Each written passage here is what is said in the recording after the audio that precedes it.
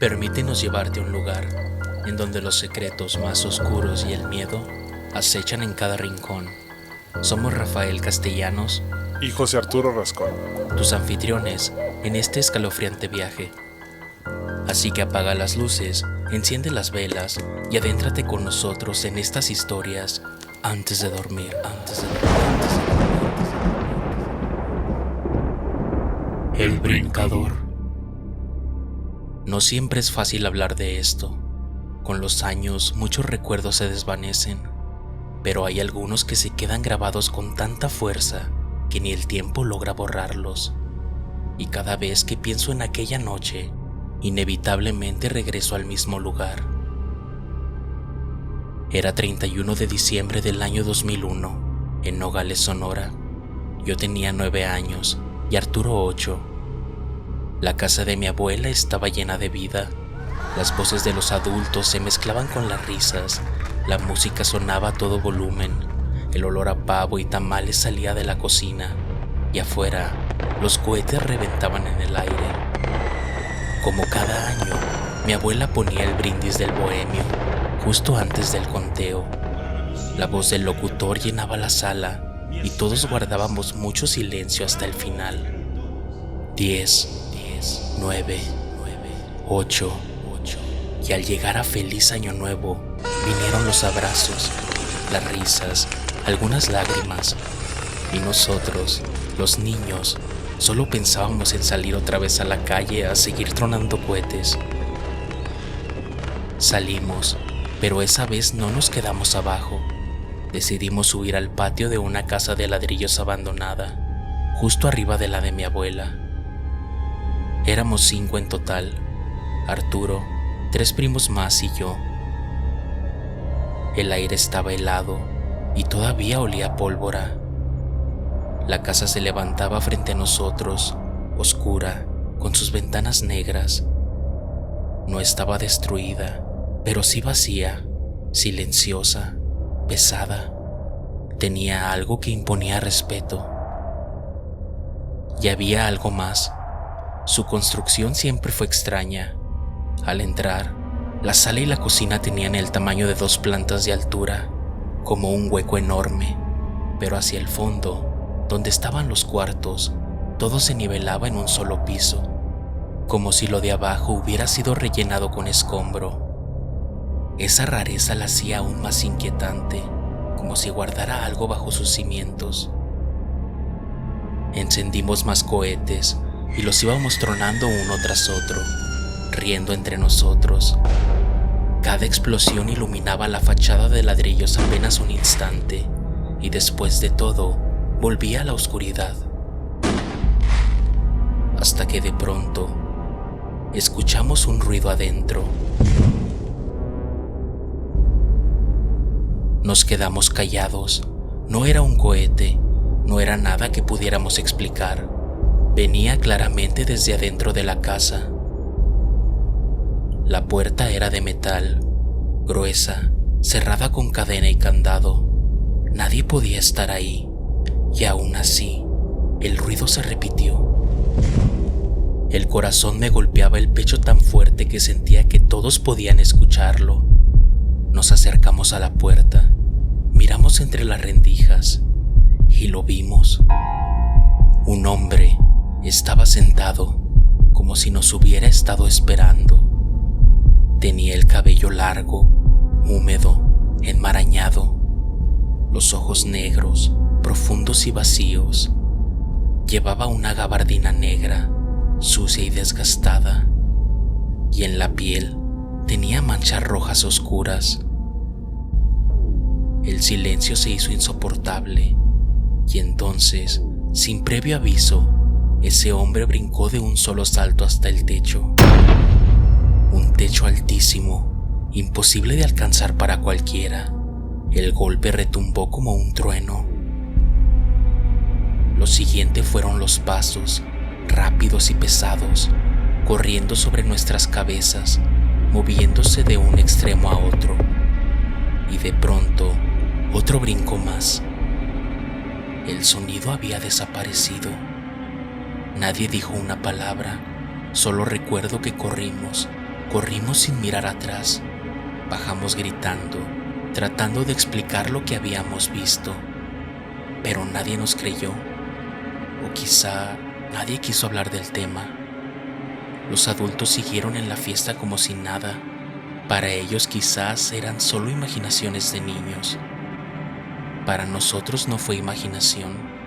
Desde aquella noche, ese recuerdo tiene un nombre que aún nos persigue: el brincador. He pensado muchas veces en aquella noche, y aunque apenas era un niño, hay imágenes que todavía están en mi cabeza. Otras, en cambio, se sienten borrosas, como si no pudiera confiar del todo en lo que recuerdo. Algunos dicen que aquel hombre estaba sentado en la nada. Yo lo veo un poco distinto. En mis recuerdos estaba en una esquina, apoyado sobre una banca de piedra, justo antes de las escaleras. Tal vez mi mente lo inventó, tal vez lo coloqué ahí con los años, pero lo que nunca ha cambiado es lo que pasó después: el ruido en el techo. Ese sonido fue tan fuerte, tan imposible de ignorar, que todavía lo puedo escuchar si cierro los ojos. Eran pasos pesados, corriendo de un extremo a otro, demasiado rápidos, demasiado violentos para ser humanos. Y hay otra imagen que me persigue: su silueta, oscura, larga. En mi mente aparece con una gabardina que le cubría hasta abajo. A veces incluso creo verle un sombrero que ocultaba su rostro, pero nunca lo vi claramente. Nunca le vi la cara. No sé si ese detalle es real o si lo inventó mi memoria infantil con el tiempo. Lo único que sí tengo claro es lo mismo que todos escuchamos esa noche: el brinco. Ese salto que no era normal, el golpe seco contra el techo, los pasos retumbando sobre nuestras cabezas y después el silencio absoluto. Hoy lo recuerdo con fragmentos, piezas sueltas de algo que nunca logré comprender. Y aunque mi memoria sea confusa, sé que lo que vivimos aquella noche fue real. Nada de eso fue imaginación. Por mucho tiempo traté de convencerme de que aquello que vimos de niños había sido un juego de la imaginación, que quizás lo exageramos o que la memoria lo había distorsionado. Hasta que en secundaria pasó algo que me hizo dudar de todo. Estábamos reunidos varios compañeros contando historias de miedo, y de pronto uno de ellos empezó a hablar de una experiencia que había tenido en la misma colonia, también en un año nuevo. Lo escuché decir como si nada, que había visto un hombre de cabello largo, enmarañado, vestido de negro. Contaba que junto a su familia lo vio brincar desde la casa de su abuela hasta un techo, luego a otro, hasta llegar al cementerio, con movimientos imposibles de creer. Yo nunca le había contado mi historia, nunca, ni una palabra, y sin embargo, estaba describiendo exactamente lo mismo que nosotros habíamos visto aquella noche. Ese día entendí que lo que vivimos de niños no había sido una ilusión, que el brincador no era solo nuestro recuerdo, sino una presencia que otros también habían visto. Lo más inquietante es que no éramos los únicos que hablábamos de ese hombre. Años después, empezaron a salir más historias en la colonia. Una de ellas fue la de una vecina de mi abuela. Ella contaba que una noche, al salir de su casa, se topó con un hombre vestido de negro. Lo saludó con naturalidad. «Buenas noches», dijo. El hombre le respondió igual. Todo parecía normal, hasta que de pronto, frente a sus ojos, dio un brinco enorme, lanzándose por un acantilado hasta caer en el techo de otra casa. Desde ahí volvió a saltar hasta otro techo, y luego otra vez, y en cuestión de segundos desapareció de su vista. Desde entonces, cada vez que alguien recordaba esa historia, la figura del brincador volvía a la conversación. Pero no era la única. Mi abuela también solía contar otra historia, la de una vecina que aseguraba haber visto el mismo hombre una y otra vez, siempre igual, vestido con gabardina y sombrero, bajando lentamente por la calle, Lo veía repetirse como si fuera una escena atrapada en un ciclo, bajando y bajando, idéntico cada vez. Con cada relato, la figura del brincador dejaba de ser un simple recuerdo de niños para convertirse en algo mucho más grande, una presencia que se aparecía a distintas personas en distintos momentos, siempre con la misma imagen oscura. Lo que nos pasó aquella noche no era un hecho aislado. En esa colonia ya habían ocurrido cosas mucho antes, cosas que mi madre me contó y que habían marcado a todos desde entonces. Fue en 1969. Mi mamá era apenas una niña. Tendría 4 o 5 años. Lo que recuerda de esa madrugada son apenas destellos, voces alteradas, gente corriendo, el resplandor en la calle. Los detalles los supo después, cada vez que mi abuela volvía a contarlo. Todo empezó en la casa de una vecina. Ahí murió un joven, el mejor amigo de su hijo. Murió de sobredosis, dentro de esa misma casa. Desde ese día, la mujer cambió, perdió la calma, la cordura, como si algo la hubiera quebrado por dentro. Hasta que una noche, se roció gasolina, encendió un fósforo y salió corriendo a la calle convertida en fuego. Mi abuelo fue el primero en reaccionar. Corrió hacia ella con una cobija en las manos. Mi tía recuerda haber visto la silueta de él, lanzándose encima de aquella figura en llamas, intentando cubrirla, apagarla, detener lo imposible, pero no se pudo. El fuego ya la había consumido por completo. La escena fue insoportable. La calle iluminada como si fuera de día. Los gritos que rebotaban entre las casas despertaban a todos. El olor a quemado se pegaba en el aire, en la ropa, en la memoria de quienes lo presenciaron. Mi mamá siempre dice que, aunque era una niña, jamás olvidó lo que sintió esa noche. Miedo, confusión y un silencio pesado después de que todo terminó. Porque aunque el fuego se apagó, lo que quedó fue aún más difícil de borrar. La casa donde vimos al brincador no quedó abandonada para siempre. Con los años, los papás de Arturo la compraron, comenzaron a remodelarla y la convirtieron en su hogar. Pero desde el principio, la casa transmitía una incomodidad que nadie podía explicar. Había un cuarto en especial, el cuarto de los juguetes. Ahí mi tía planchaba y siempre decía que estar ahí era insoportable. El aire se sentía distinto, más frío, y la atmósfera tan pesada que parecía que alguien invisible la estuviera observando en silencio. Ese cuarto tenía además una puerta que daba directo al patio de la vecina. Y fue en ese mismo patio donde yo y mi hermano vimos algo extraño. En distintos momentos, cada uno vimos lo mismo. Una mujer parada en el patio. No era una aparición, era una mujer real, rara, de la que todos murmuraban que era bruja. Pasaba largos ratos quieta, mirando hacia la nada, sin hablar con nadie. Lo más inquietante era que su casa quedaba junto a la de la mujer, que años atrás se había prendido fuego. La presencia de esa vecina volvía al ambiente aún más asfixiante. Y había otro detalle imposible de ignorar: manchas rojas en el piso del cuarto, viejas, secas, que nunca pudimos quitar. Por más que mis papás limpiaban o intentaban cubrirlas, siempre seguían ahí, como si fueran parte de la misma casa. El resto de la casa tenía sus propios sobresaltos. Más de una vez en la sala, el estéreo se encendía solo a mitad de la noche, soltando únicamente estática, un zumbido áspero que rompía el silencio.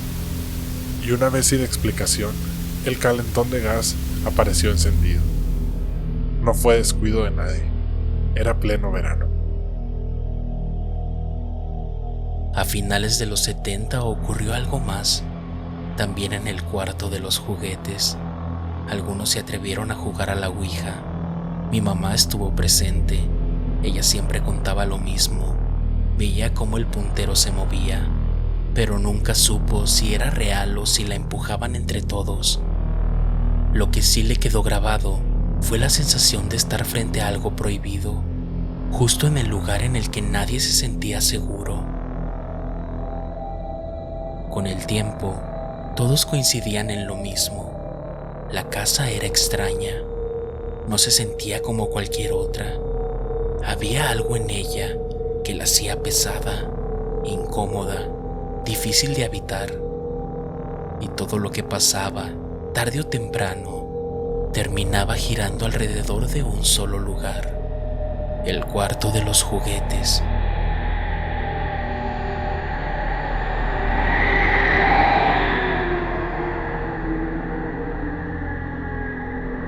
¿Qué era lo que realmente pasaba en esa colonia? ¿Quién era el brincador? ¿Quién era la mujer que pasaba horas de pie, inmóvil, mirando hacia la nada? ¿De dónde salieron las manchas rojas en aquel cuarto, imposibles de borrar? No lo sabemos. Con los años, cada historia se fue conectando como piezas de un rompecabezas al que siempre le faltaban fragmentos. Pero lo único cierto es que, generación tras generación, distintas voces hablaron de lo mismo. Una figura oscura, un hombre con gabardina, una presencia que parecía rondar sin tiempo ni explicación.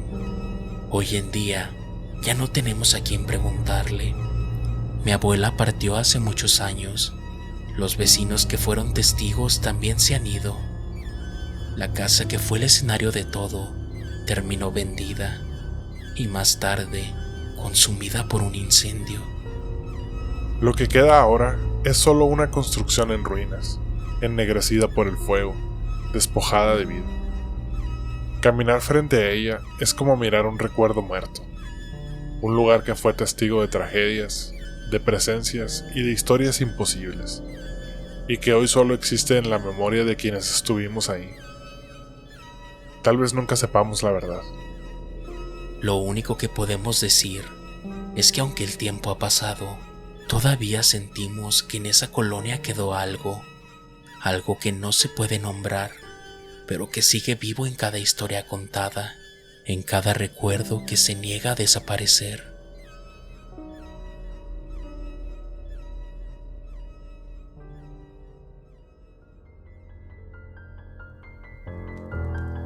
Y así termina el episodio de hoy.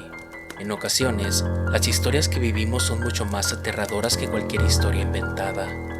Recuerda que cada jueves navegaremos por los rincones más tenebrosos de la imaginación en Antes de Dormir. Queremos agradecer a todas las personas que nos han estado apoyando en este proyecto. Síganos compartiendo con sus amigos y familiares para llegar a más lugares y crecer así la comunidad de Antes de Dormir. Síguenos en nuestras redes sociales como @antesdedormirmx.